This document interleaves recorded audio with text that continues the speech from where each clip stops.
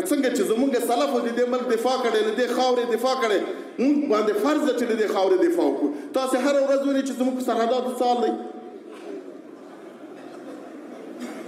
یو هغه دښمن دی چې مستقیما په موږ تیری کوي، بمباردونه کوي.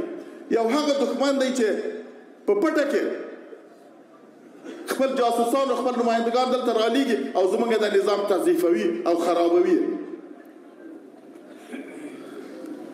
نو د دې وطن دفاع په موږ تاسو باندې فرض ده.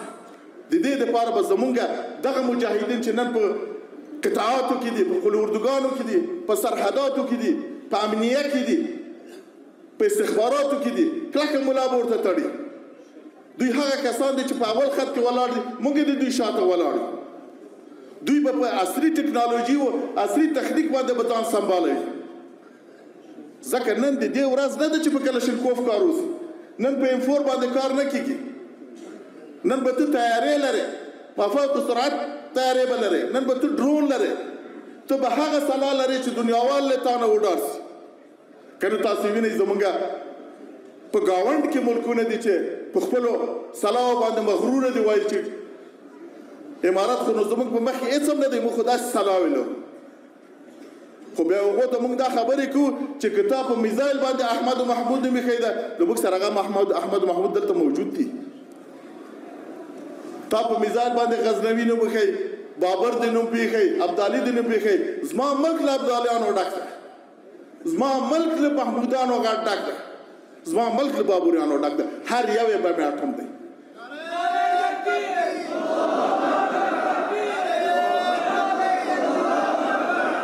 که له دې سرحد نه پنځه د محمودو، د ابدالي او د بابر زمن در ایله کړو، بیا به په بحر هند کې هم څوک نشي ټینګولی.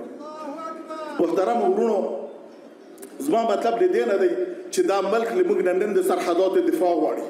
نن د ټولو دنیا فکر مونږ ته ده چې موږ له دې سرحداتو څنګه دفاع کوو. هغه خلک ولاړو چې هغه سرحد یې خرڅ کړ او اغزن سیمې پرې تېر کړ. هغه خلک ولاړو د هغو خیانت په تاریخ کې نشته.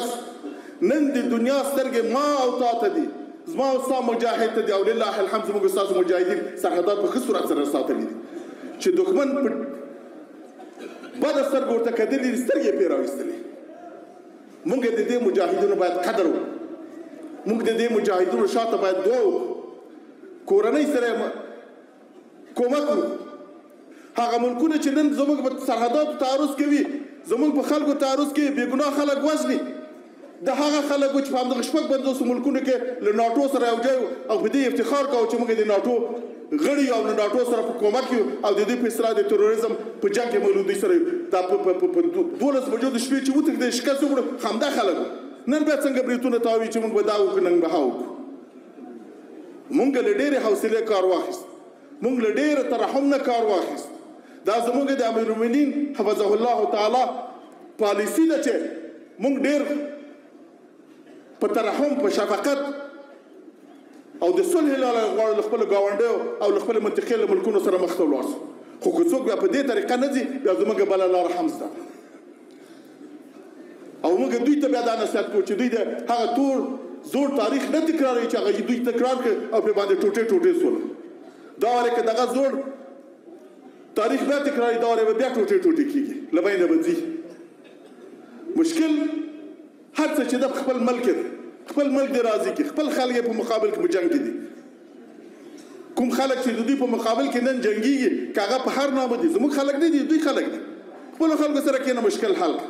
چې مشکل نه سي حلولی، په افغانستان باندې، په اسلامي امارت باندې د دې پړه اچول، دا په هېڅ دلیل باندې نه قبلېږي.